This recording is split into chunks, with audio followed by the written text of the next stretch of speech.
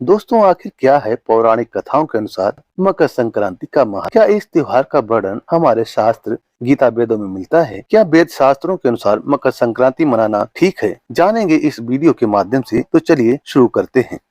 मकर संक्रांति का त्योहार हर साल 15 जनवरी को मनाया जाता है। इस दिन सूर्य धनु राशि को छोड़कर मकर राशि में प्रवेश करते हैं। मकर संक्रांति के दिन गंगा स्नान और दान का भी विशेष महत्व बताया जाता है। ऐसी मान्यता है कि इस दिन सूर्य देव अपने पुत्र शनि से मिलने आते हैं। शनि मकर राशि के स्वामी हैं, इसलिए इस दिन को मकर संक्रांति के नाम से भी जाना जाता है। दोस्तों, मकर संक्रांति, जिसे माघी या संक्रांति भी कहते हैं, ये भारत में रबी की फसलों के पकने की खुशी में मनाया जाता है। यह दिन सूर्य देव को भी समर्पित है। संक्रांति लंबे दिनों की शुरुआत और शरद ऋतु का अंत भी है। इस मकर संक्रांति पर सभी लोक मान्यताओं से हटकर एक सत्य आध्यात्मिक ज्ञान को जानेंगे, जो आपको मोक्ष प्राप्ति तथा पाप मुक्त जीवन जीने का मार्गदर्शन करेगा। दोस्तों, भारत में मकर संक्रांति विभिन्न रूपों में मनाया जाता है। यह त्योहार जनवरी माह के 14वें या 15वें दिन पड़ता है। इस दिन सूर्य धनु राशि को छोड़कर मकर राशि में प्रवेश करता है। दोस्तों, मकर संक्रांति पर जानेंगे किस पूजा विधि से हमारे प्रारब्ध के पाप कर्म खत्म हो सकते हैं तथा कैसे हमें दुखों से छुटकारा मिल सकता है। मकर संक्रांति का हिंदू मान्यताओं के अनुसार माना जाता है कि मकर संक्रांति के दिन स्वयं अपने पुत्र से मिलने के लिए सूर्यदेव आते हैं, अथवा सूर्य अपनी धनु राशि से निकलकर अपने पुत्र की राशि मकर में प्रवेश करते हैं। इसी वजह से इस दिन को मकर संक्रांति के नाम से भी जाना जाता है। अब हम बात करते हैं कि आखिर मकर संक्रांति को भारत में कितने नामों से जाना जाता है। तो दोस्तों, हम आपको बता दें कि मकर संक्रांति का त्योहार देश के विभिन्न हिस्सों में अलग अलग नामों से जाना जाता है। असम में माघ बिहू, पंजाब, हरियाणा, हिमाचल प्रदेश में माघी, उड़ीसा और तमिलनाडु में पोंगल, उत्तराखंड में मकर संक्रांति, कर्नाटक, महाराष्ट्र, गोवा, पश्चिम बंगाल में पौष संक्रांति और उत्तर प्रदेश में खिचड़ी संक्रांति तथा आंध्र प्रदेश में संक्रांति कहा जाता है। मकर संक्रांति का आध्यात्मिक महत्व ये माना जाता है कि मकर संक्रांति के दिन पवित्र नदियों में डुबकी लगाने से पाप का नाश होता है। जो मकर संक्रांति पर सूर्य देव की पूजा करते हैं, उन्हें सफलता और समृद्धि प्राप्त होती है। धार्मिक मान्यताओं और लोक वेद के अनुसार मकर संक्रांति के दिन स्वर्ग का दरवाजा खुल जाता है। इसलिए इस दिन किया गया दान अन्य दिनों में किए गए दान पुण्य से अधिक फलदायी माना जाता है। लेकिन इस तथ्य का हमारे वेद शास्त्रों में कोई वर्णन नहीं मिलता है। दोस्तों, मकर संक्रांति भी लोक मान्यताओं पर ही आधारित है। ये सभी लोक मान्यताएं तथा अंधविश्वास हमारे पंडितों ब्राह्मणों द्वारा धनोपार्जन के लिए तथा जनता को भ्रमित करने के लिए फैलाई गई है, जिन पर हमारे पूर्वजों ने अंधविश्वास इसलिए किया क्योंकि उन्हें हमारे धर्म ग्रंथों का वास्तविक ज्ञान नहीं था और न ही उन्होंने कभी स्वयं गीता वेदों का अध्ययन किया। तत्व ज्ञान और तत्वदर्शी संत के अभाव में समाज आज इन रूढ़िवादी परंपराओं में फंस कर रह गया है और अपना जीवन व्यर्थ कर रहा है। ये सभी साधनाएं शास्त्र के विरुद्ध हैं, क्योंकि जब तक जीव का जन्म मरण समाप्त नहीं होता है, उनको मोक्ष प्राप्ति नहीं होती। दोस्तों, हमें ऐसे संतों की तलाश करनी चाहिए जो शास्त्रों के अनुसार पूर्ण परमात्मा कबीर साहिब की भक्ति करते व बताते हों। फिर जैसे वे कहें हमें वही करना चाहिए, अपनी मनमानी नहीं करना चाहिए। दोस्तों, मनुष्य को भक्ति धार्मिक ग्रंथों के अनुसार ही करनी चाहिए, क्योंकि गीता अध्याय नंबर 16 के श्लोक 23 में कहा है, जो पुरुष शास्त्र विधि को त्याग कर अपनी इच्छा से मनमाना आचरण करता है, वह ना तो सिद्धि को प्राप्त होता है, न परम गति को और न ही सुख को। इसी का प्रमाण संत गरीबदास जी महाराज अपनी अमृतवाणी में देते हैं। कहते हैं कि पूजे देही धाम को शीश हलावे जो, गरीबदास सांची कहे हद काफी रहे सो। इसके बारे में कबीर साहब जी कहते हैं कि गंगा काठे घर करे पीवे निर्मल नीर, मुक्ति नहीं हरि नाम बिन सतगुरु कहे कबीर। कबीर साहब आगे कहते हैं, तीरथ कर कर जग मुआ, उड़े पानी नहाए, राम नाम ही ना जपा, काल घसीटे जाए। जो गुरु शास्त्रों के अनुसार भक्ति करता है और अपने अनुयायियों को अर्थात शिष्यों द्वारा करवाता है,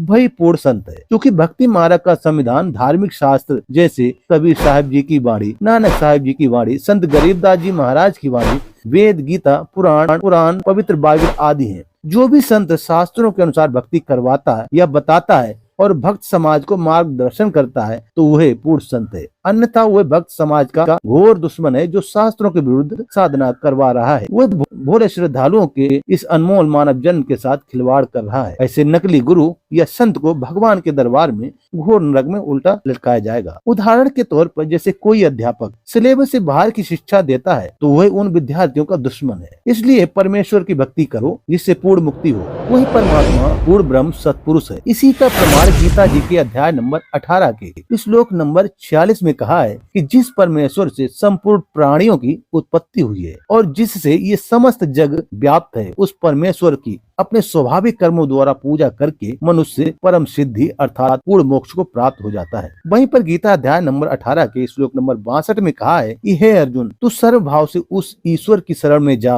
उसकी कृपा से ही तू परम शांति और अविनाशी परम धाम को प्राप्त हो जाएगा। सर्व भाव का तात्पर्य यहाँ पर है कि कोई अन्य पूजा न करके मन कर्म वचन से एक ईश्वर में आस्था रखना है। दोस्तों, अब बात करते हैं क्या मनोकामना की आशा से मकर संक्रांति पर दान करना सार्थक है। आइए जानते हैं दान देने के बारे में कबीर साहब जी क्या कहते हैं। कबीर साहब जी कहते हैं कि मनोकामना बिहाय के हर्ष सहित करे दान, ताका तन मन निर्मल होए पाप की हार। कबीर साहब जी आगे बताते हैं कि यज्ञ दान बिन गुरु के निस्दिन माला फेर, निष्फल वे करनी सकल सतगुरु वाखे टेर। प्रथम गुरु से पूछिए कीजे काज बहोर, सो सुखदायक होत है मिटे जीव का खोर। कबीर साहब जी ने बताया है कि बिना किसी मनोकामना के जो दान किया जाता है वह दान फल देता है। वर्तमान जीवन में कार्य की सिद्धि भी होगी तथा भविष्य के लिए पुण्य जमा होगा। जो दान केवल मनोकामना पूर्ति के लिए किया जाता है वह कार्य सिद्धि के पश्चात समाप्त हो जाता है। बिना मनोकामना पूर्ति के लिए किया गया दान आत्मा को निर्मल करता है और पाप नाश करता है। पहले गुरु धारण करो, फिर गुरु जी के निर्देश अनुसार दान करना चाहिए। बिना गुरु के कितना ही दान करो, कितना ही नाम जाप सिमरण करो, माला फेरो, सब व्यर्थ प्रयत्न है। कबीर साहब जी ने बताया है कि गुरु बिन माला फेरते, गुरु बिन देते दान, गुरु बिन दोनों निष्फल है, पूछो वेद पुराण। कबीर साहब जी कहते हैं कि गुरु की आज्ञा के बिना हवन यज्ञ भक्ति करने से मोक्ष संभव नहीं है। प्रथम गुरु की आज्ञा लें तब अपना नया कार्य करना चाहिए। वही कार्य सुखदायक होता है तथा मन की सब चिंताएं मिटा देता है। अब बात करते हैं कि मकर संक्रांति पर सूर्य की पूजा करते हैं, क्या ये करना सही है। इसके बारे में सूक्ष्म वेद में कहा है कि भजन करो उस रब का जो दाता है कुल सबका। पूर्ण परमात्मा सृष्टि का रचनहार, आखिर पूजा के योग्य परमात्मा कौन है, इस रूप में किसकी पूजा हमें करनी चाहिए तथा उस पूर्ण परमात्मा की जानकारी हमें कहां से मिले, कौन बताएगा हमें पूर्ण परमात्मा की संपूर्ण जानकारी। इन सभी सवालों के उत्तर हम जानेंगे गीता जी के इन श्लोकों के माध्यम से। तो बने रहिए हमारे साथ इस वीडियो में अंत तक। तो प्रसंग चल रहा है कि हम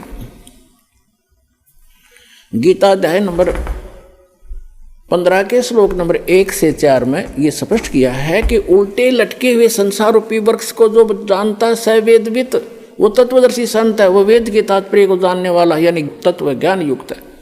तो वो ज्ञान स्वयं भगवान ने बोला करके 600 वर्ष पहले, जिसको हम एक जुल्हा एक धान कहा करते थे। चित्र दिखाते हैं, ये पृथ्वी से बाहर जो दिखता है समझो,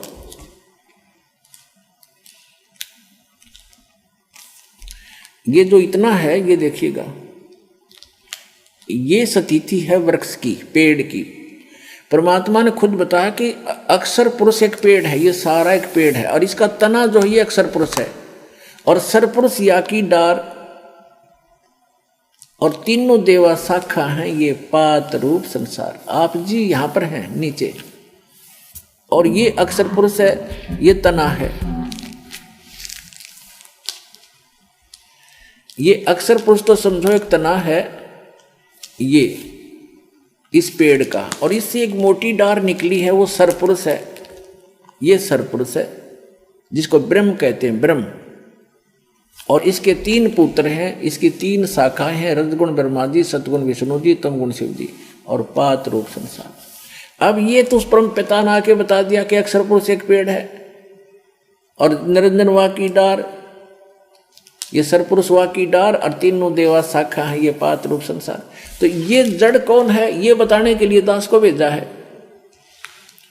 कि ये जड़ जो है ये परम अक्षर ब्रह्म है इस संसार रूपी वृक्ष की। और वो परम अक्षर ब्रह्म कौन है? अनंत कोट ब्रह्मांड का एक रति नहीं भारे, ये सतगुरु पुरुष कबीरे हैं कुल के सिरजनहारे। ये हो परम अक्षर ब्रह्म।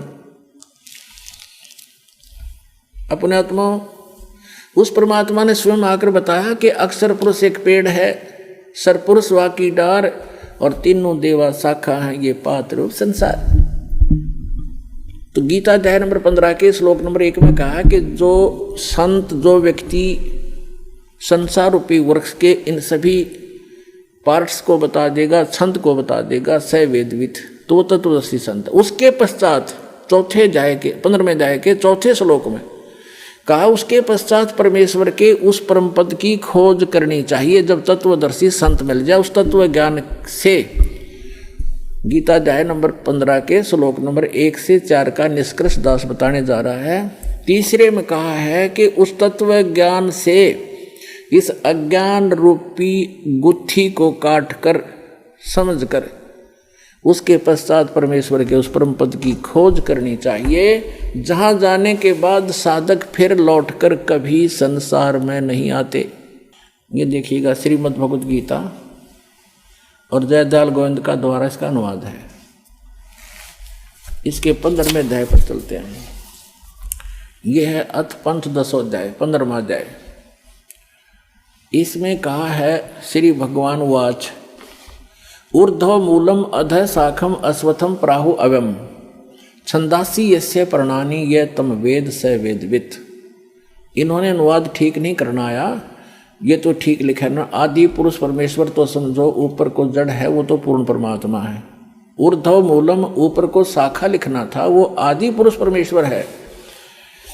और अधः शाखम, नीचे को शाखा वाला, ये गलत लिखा है, पर माँ रूप मुख्य शाखा वाले नहीं।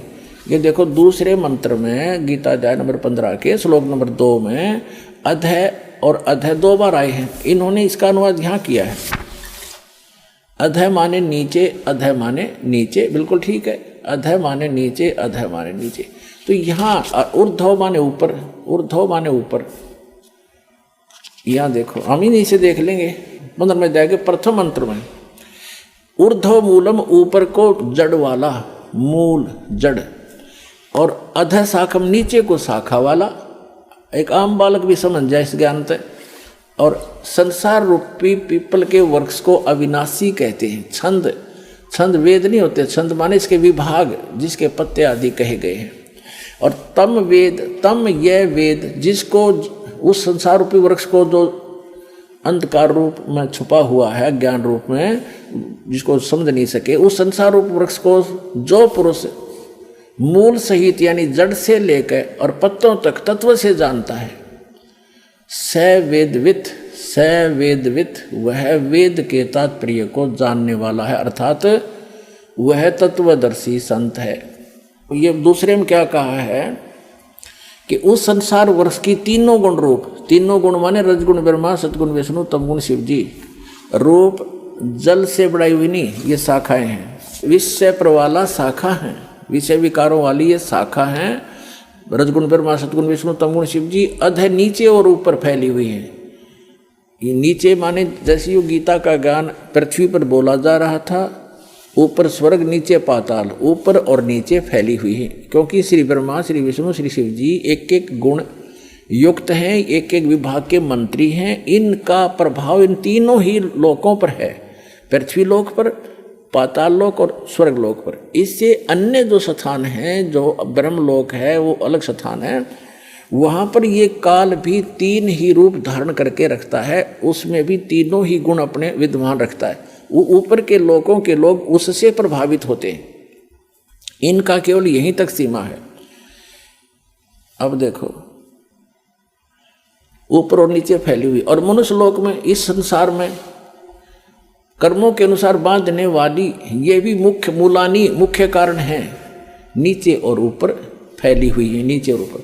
अब तीसरे में कहा है कि इस संसार वर्ष का स्वरूप जैसा कहा है वैसा यहाँ विचार काल में गीता ज्ञानदाता कहता है कि जैसा इसके बारे में सुना है उसको पूर्ण रूप से मैं तेरे को नहीं बता पाऊंगा इस गीता जी के डिस्कशन में।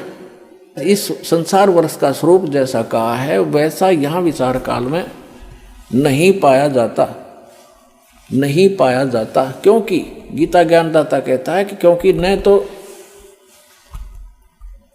इसका आदि है और न अंत, तथा न इसकी अच्छी प्रकार से स्थिति है, यानी वो परिचित नहीं है उससे। इसलिए इस अहमता, इस सुविरुद्ध मूलम, इस दृढ़ अब जैसे संसार रूपी वृक्ष का ऊपर को जड़ जो स्थान है वो सतलोक, अलखलोक, अगमलोक, अकैलोक, ऊपर क्या जो पोर्शन है सारे चारों लोक वो अविनाशी स्थान है। इसलिए सुदृढ़ मूल कहा, वो मूल जो है वो अविनाशी है, वो शाश्वत है। तो उस संसार रूपी वृक्ष के उस दृढ़ रूपी मूल वाले यानी जो कभी नाश में नहीं आता, वो जड़ रूपी स्थान, वो भगवान समझो, स्थान और भगवान यानी वहाँ का लोक भी अविनाशी, वहाँ का भगवान भी अविनाशी, वहाँ के गए हुए प्राणी भी अविनाशी। ये देखो सुविरुद्ध मूलम, उस एमता ममता नहीं, उस अति दृढ़ मूल वाले यानी उस अविनाशी मूल स्थान जड़ रूपी स्थान वाले संसार रूपी पीपल के वृक्ष को दृढ़ असंग शस्त्रेण छित्वा, इन्होंने यहाँ गलत कर दिया, वैराग रूप शस्त्र द्वारा नहीं, उस तत्व ज्ञान रूपी शस्त्र द्वारा काट कर उसको समझ कर उसके बाद चौथे श्लोक में कहा है, 15वें अध्याय के चौथे श्लोक में कहा है, ये 15वां अध्याय चल रहा है, 15वां अध्याय यहाँ हमारे चौथा श्लोक पढ़ रहे हैं। उसके पश्चात उस परम पद रूप परमेश्वर को भली भांति खोजना चाहिए जिसमें गए हुए पुरुष यानी साधक फिर लौटकर संसार में नहीं आते, उनका जन्म मरण फिर नहीं होता। और जिस परमेश्वर से इस पुरातन यानी आदि संसार रूपी वृक्ष की यानी जिसने सारे ब्रह्मांडों की रचना की है, प्रवृत्ति विस्तार को प्राप्त हुई है, उसी आदि पुरुष नारायण के मैं शरण हूं, ऐसा निश्चय करके उस परमेश्वर का ही मनन और निधि ध्यान करना चाहिए। परपदे माने उसकी पूजा करनी चाहिए। गीता ज्ञानदाता ने स्पष्ट कर दिया कि मेरी भक्ति करने से तुझे वो शाश्वत स्थान नहीं मिल सकता। उसके लिए गीता अध्याय नंबर 17 के श्लोक नंबर 23 में गीता ज्ञानदाता ने संकेत दिया है कि उस सच्चिदानंद घन ब्रह्म की साधना के 3 मंत्र हैं उसके पाने के। ओम तत्सत इति निर्देश ब्रह्मण त्रिवेद समर्थ ब्राह्मणा तेन वेदा च यगा च विहिता पुरा। उस सच्चिदानंद घन ब्रह्म को पाने का, उसके सत भक्ति करने का केवल ओम तत्सत ये 3 मंत्र का निर्देश है। निर्देश माने नथिंग एल्स, फाइनल फैसला, उसके अतिरिक्त अग्रम मग्रम समाप्त, ये निर्देश है, डायरेक्शन है, आदेश भी है और ये राय भी है। सच्चिदानंद घन ब्रह्म को पाने का, उस परम अक्षर ब्रह्म को, उस सुख स्थान को पाने का ये 3 मंत्र की मजदूरी है, समरण है इसका 3 मंत्र का। गीता अध्याय नंबर 15 के श्लोक नंबर 16 और 17 में 3 पुरुष बताए, एक सरपुरुष, एक अक्षर पुरुष और तीसरा परम अक्षर पुरुष यानी परम अक्षर ब्रह्म। तो आपको पूरा डिटेल बताई दी है पूरा उल्टे लटके हुए संसार रूपी वृक्ष की। तो परम अक्षर ब्रह्म तो उसकी जड़ समझो, मूल है जो सबका धारण पोषण करता है। तो गीता अध्याय नंबर 15 के श्लोक नंबर 16 में कहा कि 2 पुरुष हैं, सरपुरुष और अक्षर पुरुष, और ये दोनों नाशवान, इनके अंतर्गत जितने प्राणी वो भी नाशवान है। जीवात्मा किसी की नहीं मरती, वो तो गधे कुत्ते की भी नहीं मरती। फिर 15वें अध्याय के 17वें श्लोक में तुरंत कहा कि उत्तम पुरुष है तू अन्य, पुरुषोत्तम सही भगवान तो इन दोनों से सर और अक्षर पुरुष है कोई और है जिसको परमात्मा कहा जाता है, और जो तीनों लोकों में प्रवेश करके सबका धारण पोषण करता है वो अविनाशी परमेश्वर है। यानी वृक्ष का धारण पोषण किससे होता है? मूल से होता है, जड़ से होता है, और जड़ वो परम अक्षर ब्रह्म है। तो परम अक्षर ब्रह्म वो कबीर भगवान जो है वो सबका धारण पोषण करने वाला वही है। तो यहाँ क्या बताया है कि उस ओम तत्सत, ओम जो है, ओम तो मंत्र है ब्रह्म का जिसको सरपुरुष कहते हैं, और तत् है ये अक्षर पुरुष का जिसको परब्रह्म भी कहते हैं। ब्रह्म से नेक्स्ट ब्रह्म, परब्रह्म दूसरा,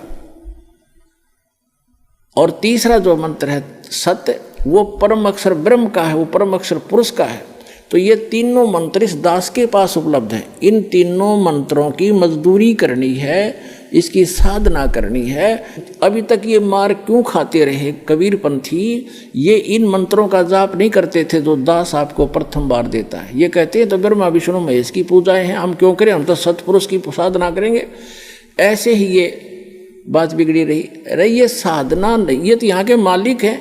बताओ, हम जिस क्षेत्र में रह रहे हैं और वहाँ के तहसीलदार या वहाँ के SHO या किसी और से खस्सें और उनका जो टैक्स है वो नहीं दें तो हमें लाभ कैसे मिलेगा। जैसे हमने बिजली ले ली बिजली विभाग से, टेलीफोन ले लिया टेलीफोन विभाग से, अजय उनका कर्जा उसको देंगे नहीं, टैक्स उनका रेंट नहीं देंगे तो वो सुविधा बंद कर देंगे हमारी। इसमें क्या एहसान किया? तो हम मजदूरी कर रहे हैं यहाँ की सुविधा प्राप्त करने के लिए और कुछ धन डिपॉजिट कर रहे हैं जो अपने स्वलोक जाने के लिए। तो ये इनकी पूजा नहीं है। हम कोई किसी से जैसे टेलीफोन वालों से टेलीफोन सुविधा ले रखी है, मोबाइल फ़ोन ले लिया, तो उनसे हम अपनी जो मजदूरी करके उनको दे रहे हैं, उनका किराया रेंट उसका बिल भर रहे हैं, तो वो उनकी पूजा नहीं करे, वो हमें आवश्यकता है इसलिए, और उनसे मेल रखना भी हमारे सभ्यता शिष्टाचार है।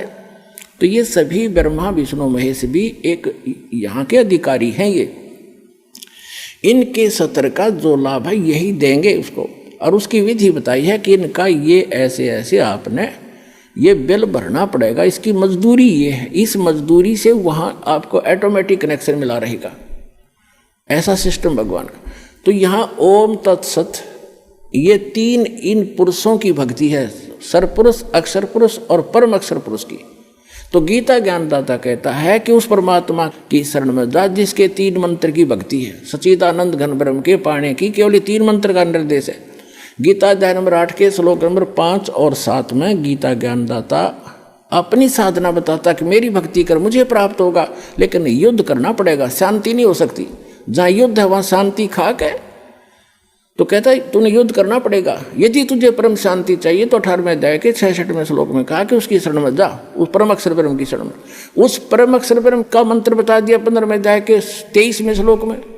और अब 8वें अध्याय के 8, 9, 10 श्लोक में गीता ज्ञानदाता कहता है कि उस परम अक्षर ब्रह्म की भक्ति करेगा तो उसको प्राप्त होगा, जहाँ जाने के बाद साधक फिर लौटकर कभी संसार में नहीं आता। तो वहाँ सारी सुख सुविधाएं हैं। पुण्यात्माओं, आपका सौभाग्य है, धन है आपके माता पिता जिनसे जन्म हुआ। ऐसे समय में अपना कल्याण कराओ, भक्ति करो और मोक्ष पाओ। बोलो सतगुरुदेव।